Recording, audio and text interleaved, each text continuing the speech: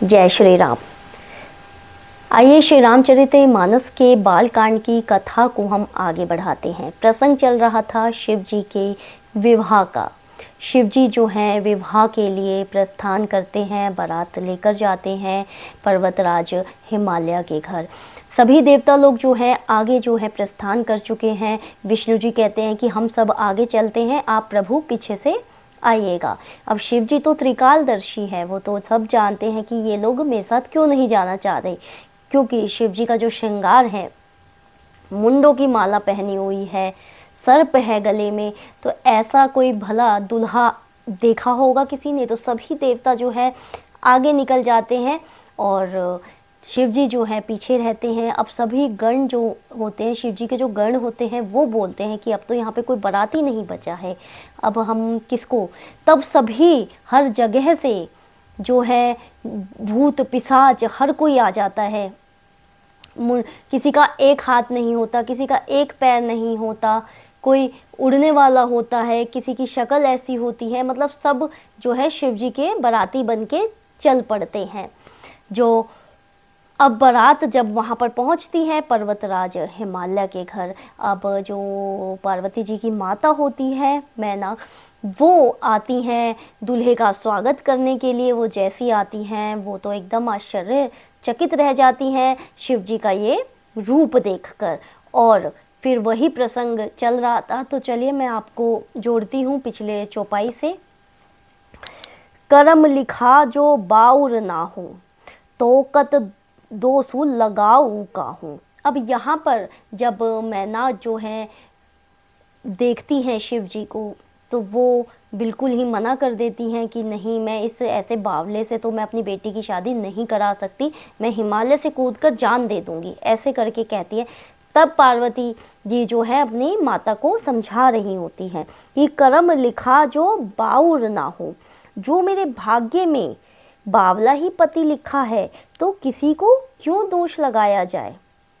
वो माता को समझाने के लिए कह रही हैं। हालांकि पार्वती जी ने तो मन ही मन शिव जी को अपना पति बना ही लिया है, मान ही लिया है।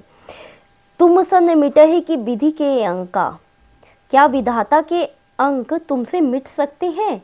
माँ तू व्यर्थ जनी लेहु कलंका, तुम व्यर्थ ही कलंक का टीका ले रही हो। आप अपने आप ही व्यर्थ का टीका ले रही हो कलंक का, कि तुम मना कर रही हो। समाज यही कहेगा कि माता ने मना कर दिया। जब मेरे भाग्य में ऐसा ही पति लिखा है तो माता मेरा ये विवाह हो जाने दो, पार्वती जी समझाती हैं। अब यहाँ पर छंद है। जनि लेहु मातु कलंकु, करुणा परिहरऊ अवसर नहीं। दुखी सुखी जो लिखा लाल, हमरे जाब जह पाऊब तही। सुनी उमा बचन बिनीते, कोमल सकल अबला सोचही। बहु भांति बीदहि लागई दूषण, नयन बारी बिमोचही। अर्थात हे माता, कलंक मत लो, रोना छोड़ो, यह अवसर विषाद करने का नहीं है। कौन बोल रही है? पार्वती जी बोल रही हैं अपनी माता से। मेरे भाग्य में जो दुख सुख लिखा है उसे मैं जहाँ जाऊंगी वहीं पाऊंगी। पार्वती जी के ऐसे विनय भरे कोमल वचन सुनकर सारी स्त्रियां जो हैं सोच करने लगी और भांति भांति से विधाता को दोष देकर आंखों से आंसू बहाने लग गई। अब यहाँ पर दोहा है। तेहि अवसर नारद सहित, अरु ऋषि सप्त समेत। अब इसी समाचार को सुनते ही हिमाचल उसी समय नारद जी और सप्त ऋषियों को साथ लेकर अपने घर आ गए। जैसे ही पता चला नारद मुनि को कि अब यहाँ पर विवाह जो है में बाधा आ गई है, विवाह नहीं होने दे रहे हैं उनकी माता, तब नारद मुनि जो है आ जाते हैं। समाचार सुनी तू ही न गिरी, गवने तुरंत निकेत। समाचार जैसे ही सुनते हैं तो सप्त ऋषियों के साथ नारद जी वहां पर पहुंच जाते हैं। तब नारद सब ही समुझावा, पूर्व कथा प्रसंग सुनावा। तब नारद जी ने पूर्व जन्म की कथा सुनाकर सबको समझाया और कहा कि हे मैना, क्या कहते हैं पार्वती जी की माता से, हे मैना, मैना सत्य सुनहु मम बानी, जगदम्बा तव सुता भवानी। तुम मेरी सच्ची बात सुनो, सत्य सुनु मम बानी, नारद जी कहते मेरी बात सुनो। जगदम्बा तव सुता भवानी, तुम्हारी यह लड़की साक्षात जग जननी है। अब यहाँ पर जो है पूर्व जन्म की कथा नारद जी सुनाते हैं। जब पार्वती जी सती रूप में थी, दक्ष की बेटी थी, और जब वो अपने पिता के यहाँ जाती हैं, पिछले जन्म की जो कथा थी, यज्ञ में शामिल होती है और देखती है कि उनके पति का कहीं स्थान नहीं है उस यज्ञ में, तो फिर वहाँ पर वो अपना देह जो है अग्नि में त्याग देती हैं। तो वही बता रहे हैं कि ये वही सती जी हैं जो पार्वती जी के रूप में आपके यहाँ जन्म लिए हैं, और ये तो पूरे सृष्टि की जग जननी है, ये तो माता पार्वती हैं। ऐसे करके नारद जी अब बताते हैं। अजा अनादि शक्ति अविनाशिनी, सदा शंभु अर्धंग निवासिनी, अर्थात ये अजन्मा, अनादि और अविनाशिनी शक्ति है, सदा शिव जी के अर्ध अंग में रहती हैं। देखिए ये करके नारद जी पहले बता रहे हैं कि ये तो विवाह एक दिखावे मात्र का हो रहा है, इनका तो शिव जी और पार्वती जी का जन्म जन्म का नाता है, वो तो एक ही शरीर में वास करते हैं, तभी उन्हें अर्धनारेश्वर भी कहा जाता है। जग संभव पालन लयकारिणी, निज इच्छा लीला बपु धारिणी, ये जगत की उत्पत्ति, पालन और संहार करने वाली हैं और अपनी इच्छा से ही लीला शरीर धारण करती हैं। ऐसे करके नारद जी जो है समझा रहे हैं। निज इच्छा अर्थात अपनी इच्छा से, लीला बपु धारिणी धारण करती हैं। जन्मी प्रथम दक्ष गृह जाई, नाम सती सुंदर तनु पाई, पहले ये दक्ष के घर जाकर जन्मी थी, तब इनका सती नाम था। अब वही नारद जी बता रहे हैं पिछले जन्म की कथा। तहु सती शंकर ही विवाही, कथा प्रसिद्ध सकल जग माही, वहाँ भी सती शंकर जी से ही विवाह किया था, यह कथा सारे जगत में प्रसिद्ध है। ऐसे करके नारद जी जो है बताते हैं। एक बार आवत शिव संगा, देख्यों रघुकुल कमल पतंगा, एक बार इन्होंने शिवजी के साथ आते हुए रघुकुल रूपी कमल के सूर्य श्री रामचंद्र जी को देख लिया। वही बता रहे हैं, जब शिवजी जो है राम जी की कथा सुनकर आ रहे थे, तब रास्ते में वो समय चल रहा था जब माता सीता का जो है रावण उठा के ले जाता है और राम जी जो है जंगल में ढूंढ रहे होते। उसी समय शिवजी और सती जी जो हैं ऊपर से जा रहे होते कथा सुन के राम जी की, अगस्त मुनि जी के आश्रम से। भयउ मोहि शिव कहा न कीन्हा, भ्रम बस बेशु सिए कर लीन्हा, तब इन्हें मोह हो गया और इन्होंने शिवजी का कहना ना मानकर भ्रमवश सीता जी का वेश धारण कर लिया। वही बता रहे हैं कि जब सती जी जो हैं उन्हें विश्वास नहीं हुआ कि ये राम जी भगवान है, ईश्वर है, तो उन्होंने परीक्षा लेने चाही राम जी की और वो जो है सीता माता बन के गई। तब शिव जी ने जो है वैराग्य धारण कर लिया था, क्योंकि उन्होंने कह दिया था कि इस जन्म में तो मैं, क्योंकि इन्होंने मेरी माता सीता का वेश धारण किया है पार्वती जी ने, सती जी ने, तो मैं इस जन्म में तो इन्हें मैं पत्नी स्वरूप नहीं मान सकता। यही कथा वो नारद जी बता रहे हैं। अब यहाँ पर छंद है। सिय बेशु सती जो किन, तेहि अपराध शंकर परिहरे, हर बिरह जाई बहोरी, पितु के यज्ञ जो गानल जरी, अब जन्मी तुम रे भवन निज, पति लागी दारुण तपु किया, अस जानी संशय तजहूँ, गिरिजा सर्वदा शंकर प्रिया। अर्थात सती जी ने जो सीता का वेश धारण किया, उसी अपराध के कारण शंकर जी उनका त्याग किया। सती जी ने जब सीता जी का वेश धारण किया था, फिर शिवजी के वियोग में ये अपने पिता के यज्ञ में जाकर वहीं योगिनी से भस्म हो गई। अब उन्होंने तुम्हारे घर जन्म लेकर अपने पति के लिए कठिन तप किया है, ऐसा जानकर संदेह छोड़ दो, पार्वती जी तो सदा ही शिव जी की प्रिय रही हैं। अर्थात यही है कि वही बता रहे हैं कि इनका तो विवाह जन्मों जन्मों का है, ये तो बस अब दूसरे जन्म में सिर्फ बंधने वाले हैं नाम के तौर पर, नहीं तो ये तो पहले से ही एक हैं, शिव जी और पार्वती जी।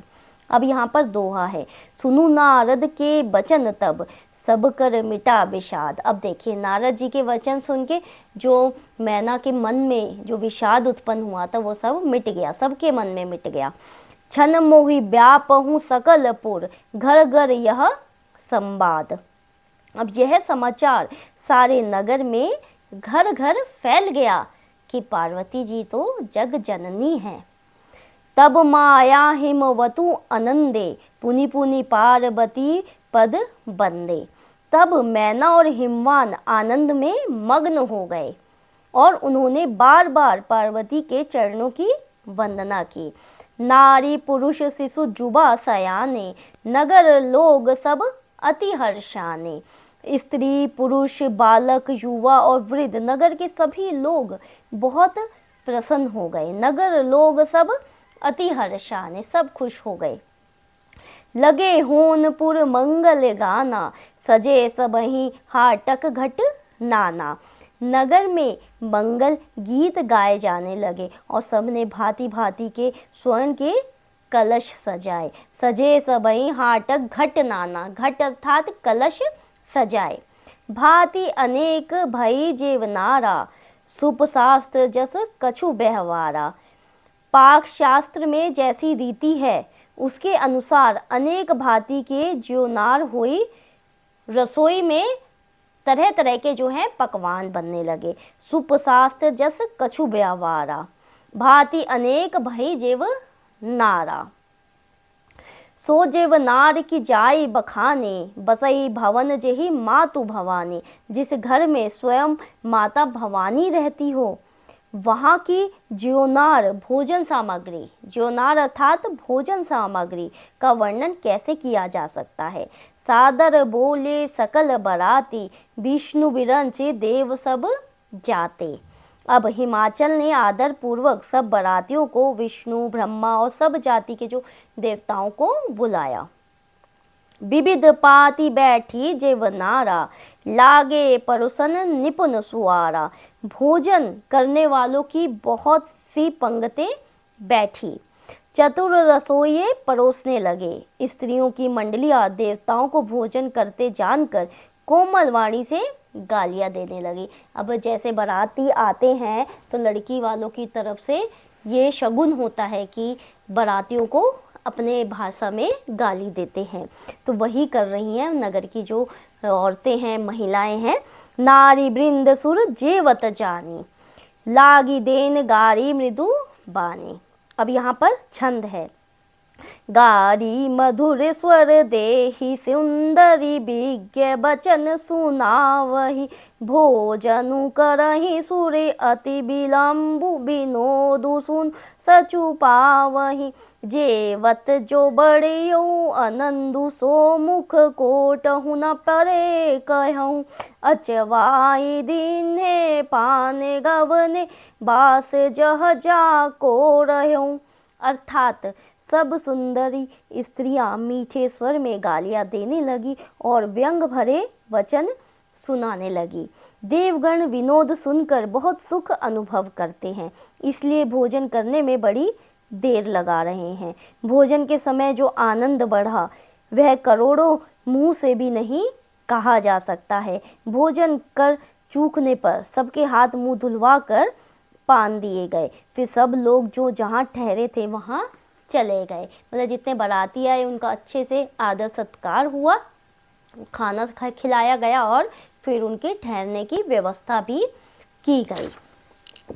अब यहाँ पर दोहा है, बहुरी मुनहु हिमवंत कहूँ लगन सुनाई आई समय बिलो की विवाह कर पढ़ई देव बुलाई। अर्थात फिर मुनियों ने लौटकर हिमवान को लग्न सुनाया और विवाह का समय देखकर देवताओं को फिर बुला लिया। बोली सकल सुर सादर लीन है सबई जथोजित आसन दीन है। अब सब देवताओं को आदर सहित बुलवा लिया और सबको यथा योग्य आसन दिए। वेदी वेद विधान सवारी, सुभग सुमंगल गावही नारी। वेद की रीति से वेदी सजाई गई और स्त्रियां सुंदर श्रेष्ठ मंगल गीत गाने लग गईं वहाँ पर मंडप में। सिंहासनु अति दिव्य सुहावा, जाई न बरनी बिरंची बनावा। वेदी का एक अत्यंत सुंदर दिव्य सिंहासन था, मतलब वेदी पर एक दिव्य सिंहासन था जिसकी सुंदरता का वर्णन नहीं किया जा सकता। जाई न बरनी बिरंची बनावा, इतना सुंदर सिंहासन बनाया गया था। बैठे शिव विप्रन सिरुनाई, हृदय सुमरी निज प्रभु रघुराई। क्योंकि वह स्वयं ब्रह्मा जी का बनाया हुआ था। ब्राह्मणों को सिर नवाकर और हृदय में अपने स्वामी श्री रघुनाथ जी का स्मरण करके शिव जी उस सिंहासन पर बैठ गए, विराजमान हो गए। जो वेदी बनाई गई थी किसके द्वारा? ब्रह्मा जी के द्वारा। बहुरी मुनीसन उमा बोलाई, करी सिंगार सखई ले आई। फिर मुनीश्वरों ने पार्वती जी को बुलाया, सखियां श्रृंगार करके उनको ले आई। देखत रूप सकल सुर मोहे, बरने छवि अस जग कबू कोहे। अब क्या कहते हैं यहाँ पर? संसार में ऐसा कवि कौन है जो इस सुंदरता का वर्णन कर सके। जैसे ही पार्वती जी का रूप देखा गया, श्रृंगार, जब दुल्हन का श्रृंगार होता है, वही बोल रहे हैं कि बरने छवि अस जग कबू कोहे, कि ऐसा वर्णन किया ही नहीं जा सकता। जगदम्बिका जानी भव भामा, सुरहा मन ही मन कीन्ह प्रणामा। पार्वती जी को जगदम्बा और शिव जी की पत्नी समझकर देवताओं ने मन ही मन प्रणाम किया। सुंदरता मरजात भवानी, जाई न कोटहूँ बदन बखानी। भवानी जी सुंदरता की सीमा है, करोड़ों मुखों से भी उनकी शोभा नहीं कही जा सकती। अब यहाँ पर छंद है। कोटहूँ बदन नहीं बने बरनत, जग जननी शोभा महा। सकुचहि कहत श्रुति शेष, शारदे मदमति तुलसी कहा। छवि खानी मातु भवानी, गवनी मध्य मंडप शिव जहाँ। अवलोकि सकहि ना सकुच, पति पद कमल मनु मधु करु तहाँ। अर्थात जग जननी पार्वती जी की महान शोभा का वर्णन करोड़ों मुख से भी नहीं करते बनता। वेद, शेष जी और सरस्वती जी तक उसे कहते हुए सकुच आ जाते हैं। तब मंद बुद्धि तुलसी किस गिनती में आता है। अब तुलसीदास जी यही कह रहे हैं कि मैं कैसे वर्णन कर सकता हूँ, जब इतने बड़े बड़े वेद, शेष जी ये लोग नहीं कर पाए, तो मैं मंद बुद्धि तुलसी कैसे कर सकता है। माता की जो बखान है, उनकी सुंदरता का बखान मैं नहीं कर पाऊँगा, ऐसे करके तुलसी जी कहते हैं। सुंदरता और शोभा की खान माता भवानी मंडप के बीच में जहाँ शिव जी थे वहाँ गई। वे संकोच के मारे शिव जी के चरण कमलों को देख नहीं सकती, परंतु उनका मन रूपी भौरा तो वहीं था। अब वही है कि जब पार्वती जी आती हैं तब थोड़ा शर्माती हैं और उनके चरण कमलों की ओर भी शिव जी के नहीं देखते हैं, उनकी नज़रें जो हैं झुकी रहती हैं। अब यहाँ पर दोहा है। मुनि अनुशासन गणपतहि, पूजो शंभु भवानी।